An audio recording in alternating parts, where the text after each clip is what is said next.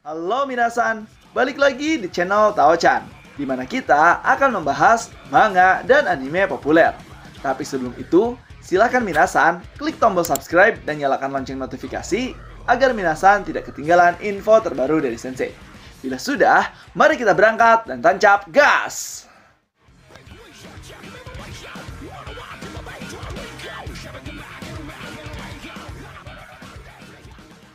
Oke minasan, pada video kali ini kita akan membahas terkait manga Tenkaichi Nihonsaki Obligation chapter ke-13, yang mana setelah pertarungan ronde kedua Tenkaichi antara Fumako Taro versus Toda Seigen, kita akan diperlihatkan pertarungan ronde ketiga, yaitu antara Yagi Umenori versus William Adams. Jadi seperti apakah kisahnya di video kali ini?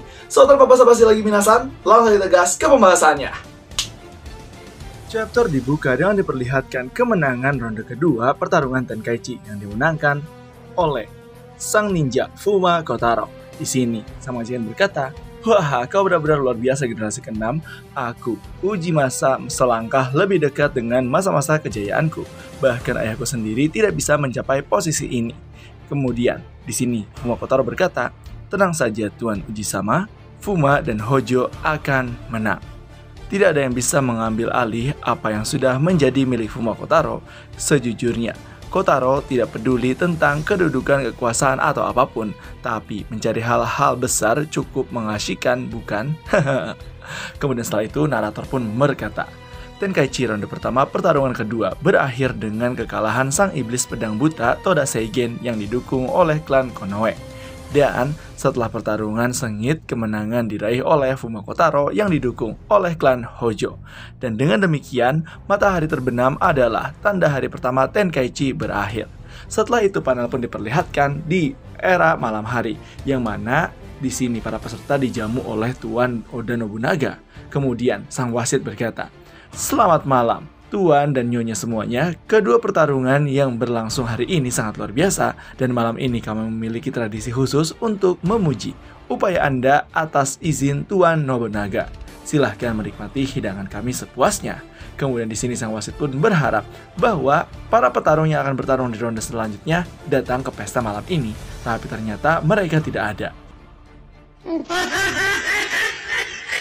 Dia pun mengatakan, "Apa-apaan ini? Atau ini hanya harapanku saja? Seharusnya sekarang ini ada 14 peserta sedang makan bersama. Tapi, apa-apaan ini? Jumlah kami sepertinya terlalu sedikit."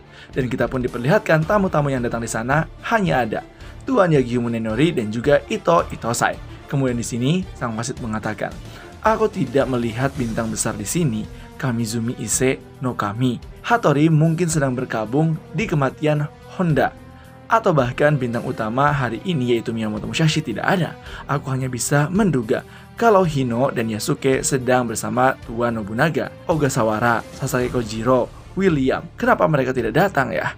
Apa-apaan ini?" Kemudian pada saat itu juga, tiba-tiba saja salah satu petarung yaitu Hozoin Inshun mengatakan, "Ini ada wasabinya ya."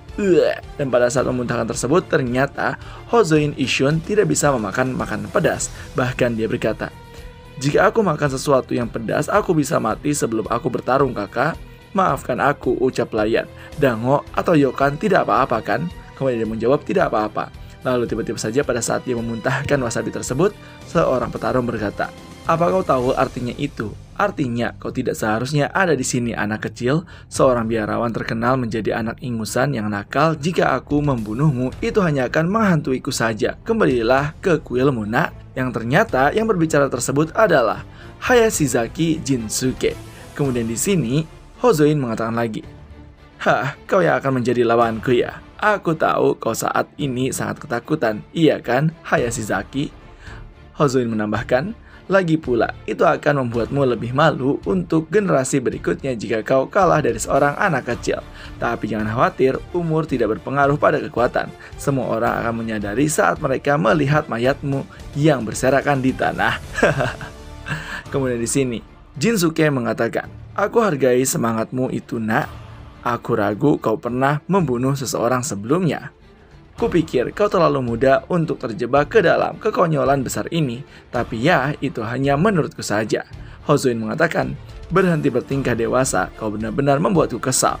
Namun wasit di sini pada saat melihat pertikaian tersebut berkata, apa mereka sudah mulai? Aku yakin tidak ada yang bisa menghentikan mereka berdua. Jadi ini bagus." Tapi tiba-tiba saja ada seseorang yang mengatakan, "Hentikan pertengkaran kalian, dasar bodoh.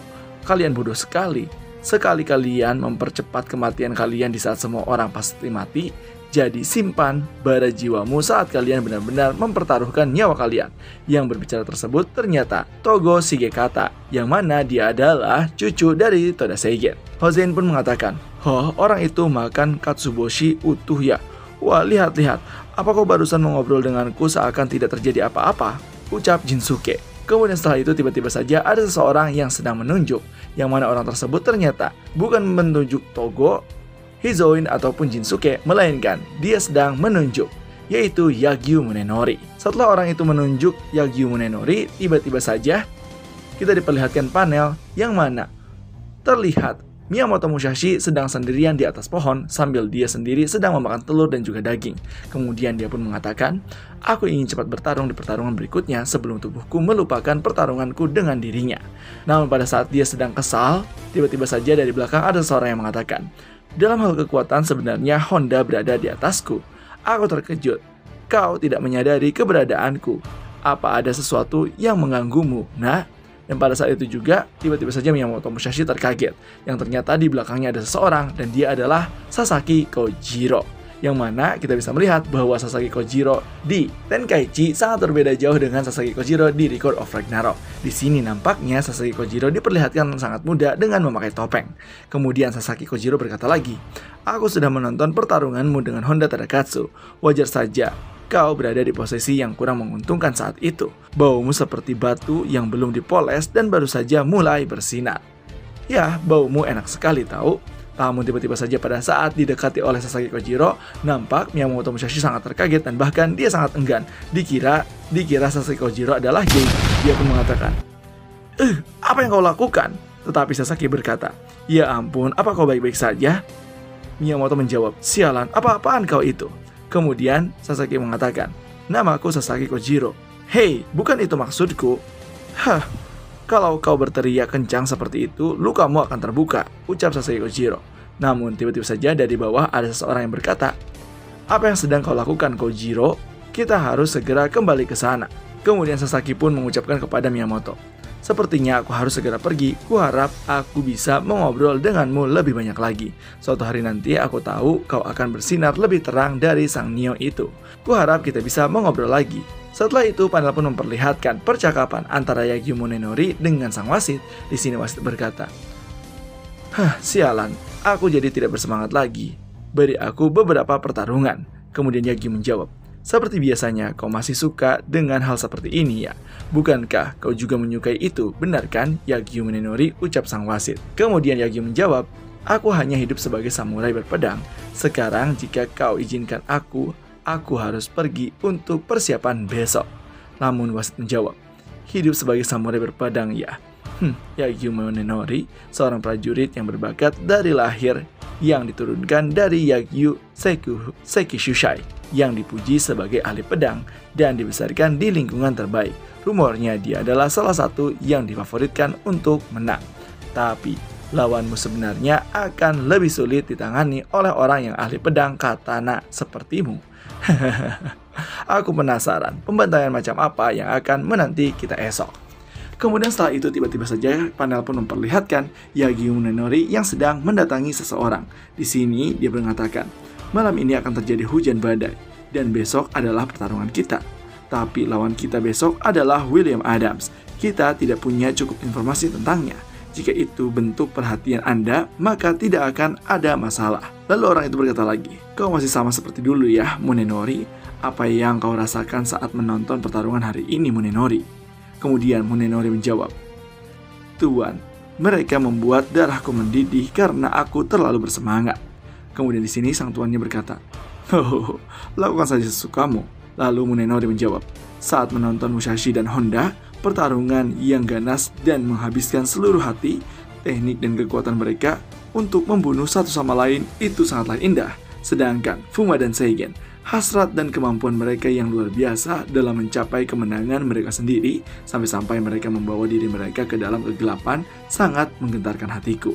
Setelah menjadi saksi dari peristiwa seperti itu, aku tidak punya keinginan untuk datang ke penjamuan malam ini.